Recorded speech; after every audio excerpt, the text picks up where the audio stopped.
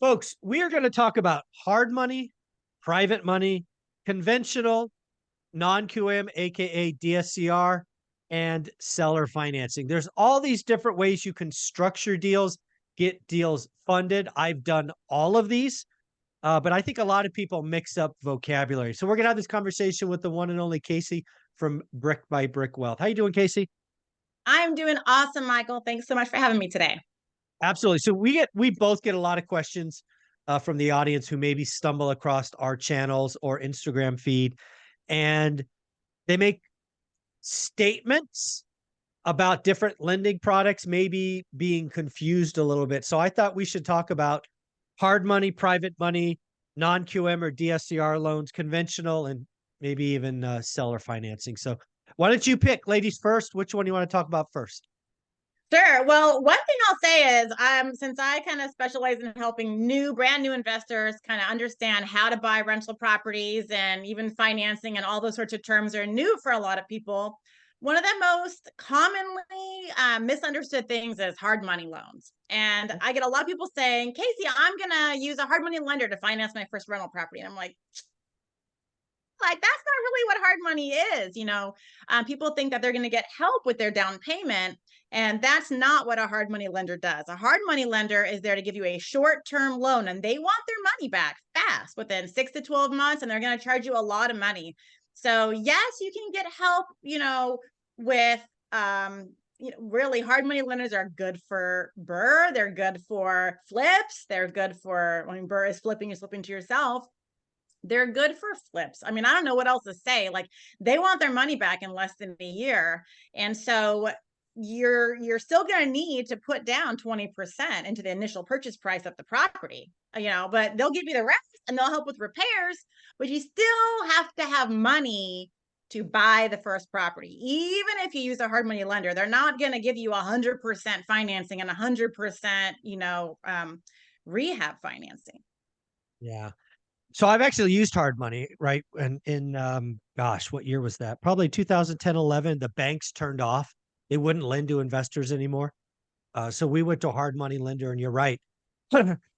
We got 70% of purchase price or value, whatever was less. So they're super conservative. Yeah. In this case, we got 5-year notes. So this was a different time, obviously. But we were paying 12% interest only, right? Yep. The other thing you got to talk about hard money is there's 2 or 3 points. Typically, I've used hard money lenders. It's some individual, maybe somebody's company that's what they do. So it's not a traditional bank. It's not a traditional lender. You're not really going to do any underwriting. They, at least the ones I used, did their own drive-by appraisals. So it's a very different. I've done a hard money loan in as little as 48 hours. That was the Oh, fastest wow. we've done. So they can be fast, especially if you have a relationship and track record. But in today's environment, I would tell you you're absolutely right. I hear so many people, I'm going to get a hard money lender to do 100% financing. No, you're not. No, you're not. That's, I mean, maybe there's the rare exception, but certainly for a new investor, I don't know of any hard money lender that's going to do 100% purchase, 100% repair. I think it's a word that's used incorrectly, and I think it's because something that's spun up in the last decade is non-QM. Maybe a lot of people call them DSCR loans. There Mm-hmm. is a difference, right? Yeah. I have multiple lenders on my show every week that do DSCR loans. They're not. So first off, my experience with DSCR loans, again, having done them, much better rates, much better fee structures, much more flexibility, right? They have the ability to go from bridge to permanent. They can do 40, right? They have options like a Swiss Army knife. But like hard money, they want skin in the game, and they will treat a brand new investor slightly different than an experienced investor, but they still want you to bring money to the table.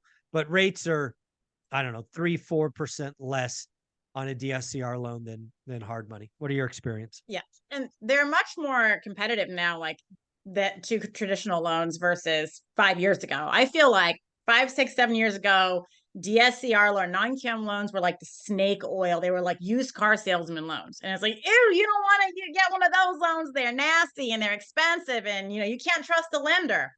Not so much anymore. And I really feel like since the pandemic, there's been so many more loan options. The non-QM loans are like pretty favorable compared to conventional loans where, yes, you pay more upfront points, but the interest rates are relatively the same. There's not such a huge difference. And the big benefit to doing a DSCR loan is that you really don't need a job. So a lot of people that come to me and say, Casey, I'm in between jobs, or I get paid under the table, or I'm a babysitter, a nanny, and they pay me cash, and it's like, I'm not going to qualify. Lenders say I'm not going to qualify for loans. It's like, wait a minute, like, you have a good credit score, you have money. It's just your W-2, you don't have a W-2 history.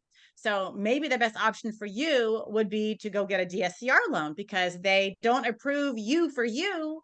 You need your credit and, you need some money for down payment and stuff. But if it's a job that's holding you back, DSCR lenders are lending on the cash flow value potential of the property, not really on you.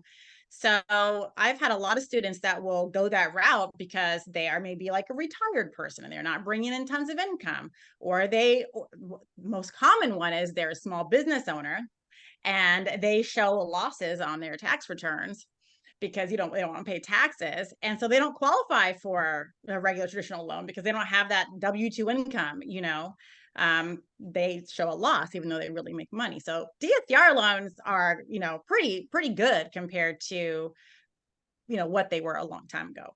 Yeah, I think you're right. I think another difference that I failed to mention, which you highlight, is a hard money lender is really lending on the asset. They're making sure their security is the asset. Because I actually think a lot of hard money lenders are planning on foreclosing on some percentage of their loans. So to them, it's the asset that is their security. A DSCR lender, a non-QM lender, they could do bank statement loans, they could do asset-backed loans. It's really their make sense lenders because not everybody fits, the W-2 kind of treadmill, the approve eligible to use kind of conventional. So we might as well go to conventional. Conventional lending is probably what most people think about. What are your thoughts? It's the best loan. It's the creme de la creme. I mean, you get the best interest rates, you get the best terms. It's backed by the government. Your best properties you want to be conforming conventional loans, like your best properties you do. Now, if you're personally, like if I max out my 10 and I'm going to go get maybe a short-term rental where I've got maybe a chance of getting a lawsuit because I got tons of people coming in and out, or I'm in a really not so nice neighborhood and it's like, I'm not sure I want this one really under my name and all that. I might, go for some other route, but my best properties, the ones I know I'm going to hold forever, I want them to be conventional loans. I want those to be with my under my name. Yeah, conventional lending is really obviously the best rates, best terms, but also predominantly what owner occupants use, right? Whether you're owner occ, house hack, all of those things. The traditional 30-year mortgage. There are two other ways you can finance properties. And again, I've done both of these. One is seller financing. One is private money financing. They're different. But Casey, why don't you go ahead and give us, tell us about each one. Yeah, so I actually went last weekend on a seller financing appointment. So it was a lady who I know. It's one of my daughter's great grandmas, and I always told her, "Oh, if you ever want to sell your house, let me know." And she said she's 83 and thinking about selling. And I was like, "Hey, me and Blake will come over. We'll come take a look at your house." And the house she wants 343, so it's kind of high. But I know it's in my neighborhood, and it's one of the cheaper houses in the city. But the only way this deal is going to work for me is if it's seller financing. I'm not going to cash flow, nor do I want a $350,000 house with a 7% interest rate. And that's even buying down a little bit. Like, I don't want that. That's not, I mean, God, for the cash flow, I could buy two houses under 200 and make more money than buying her one house. So I really need to have a lower interest rate. And she only owes 53,000 on it. So it would be like a sub-2 sort of deal, but she doesn't own it outright. But there are some really big pros to seller financing. And I haven't had a chance to meet back with her yet because we went to the lake this past weekend with the neighbors. But, the solution is going to be, look, you don't really need a $200-some thousand check, right? What are you going to do? You're going to go rent a condo somewhere. We have to invest that money, and that sounds like a pain in the butt. How about we do low money down, low to no money down? I'll pay your note for you to the bank. And if you need some money, whatever, fine. But I will give you X amount of dollars per month, and you'll be able to kind of pay your new condo that you're renting, you know? So she needs the paycheck more than she needs the monthly paycheck more than she needs a big equity check. She's 83. What's she going to do with it? She's not going to go buy something else. She's now old and going to go rent. So there's a lot of pros with seller financing because you can negotiate on all terms. And especially in a market like today where we have high interest rates and you have a seller who maybe has had the property for a long time, maybe owns it free and clear. Maybe they got this price stuck on their head like this lady does. Like, I've got to get this, I've got to get this. And it's like, okay, I'll give you that price, but I need, really low interest rate. I even I was talking to Blake about doing a straight, just principal reduction. Like, I'll give you 350, I'll give you 360 for your house. Straight principal reduction, no interest, but I'll give you $2,000 a month, Yeah. And that might be the solution that kind of works and if she's going to only live for so many years, this lady's amazing. She'll probably live for 10 years. I'll actually, if we do a 5 or 7 year term, which is low, and I don't like doing those. But if it's straight principal reduction, I might actually have paid down a significant portion in that time to be able to refinance with a big loan if I want to, if I don't want to pay it off.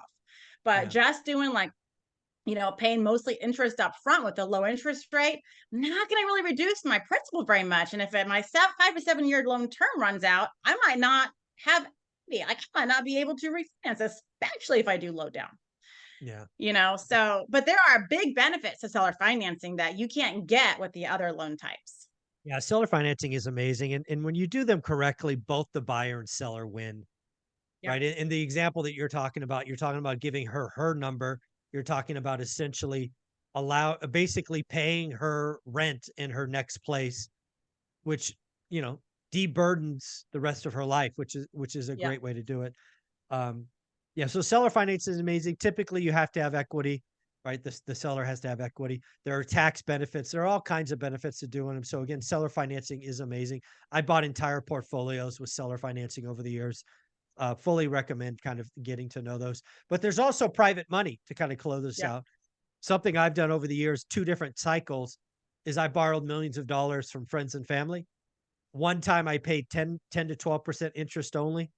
And the other time I did 6% interest only plus 20% of the profit. Because one time I was doing long-term buy and hold, and the other time I was doing flips. So again, when you have a track record, you have experience, you have a relationship with friends and family who don't want to put money in the stock market or want to participate in another asset, you can also raise private money as well. So again, hard money, non-QM/DSCR, conventional, seller, private money. These are all things about controlling assets with debt.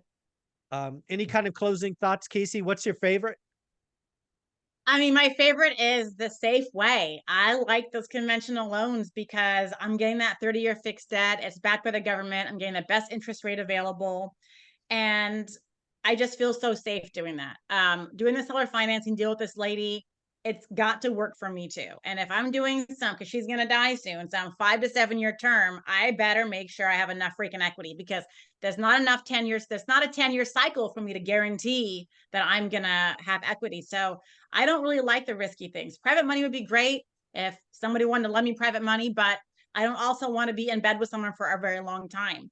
And I don't really want to feel like I have to cash out, refinance, and start all the way over when I'm 10 years, 15 years down the road. Like I want principal pay down. I want 100% cash flow minus taxes and insurance. Like I'm not one of those like, oh, let's just keep doing the loans over and over again. Like, that's not my thing. So for me, conventional loans are the best. And I feel like, we've got one more we can do, I guess together, Blake and I, and then I can buy a few more. We put the last 2 in his name only. Cause I'm like, I'm running out of loans. So the last 2 houses are in his name only, but we'll just a few of the houses, we only owe like 40,000. So, okay, I'll just pay that one off. And guess what? Now I got a new loan opened up. I can go get another conventional. Just want to be safe. And if you're low risk and you have a family and you're not willing to put it all on the line, conventional loans are a great way to start out, at least until you can build enough cash flow and have a steady, financial income to where now you can take a little bit more risk, maybe do some of those other loan types. Yeah, I'll agree with you. I mean, I was originally coming into this thinking seller financing, but usually seller financing, you do have balloons because typically you're dealing with somebody who's later in life and they want to have, some point where that's set off. So yeah, 30-year fixed rate cash flow day one, de-risk it. Well said. Casey, you do a lot of amazing stuff every day on Instagram and YouTube. Where can people find you? You can find me every day, most all places at Brick by Brick Wealth. Instagram, I'm there daily, except for this past week when they banned me for a week for an inflation post. Telling the truth, not allowed to do that anymore. Be careful what you talk about. So everywhere you can find Brick by Brick Wealth. Thank you so much.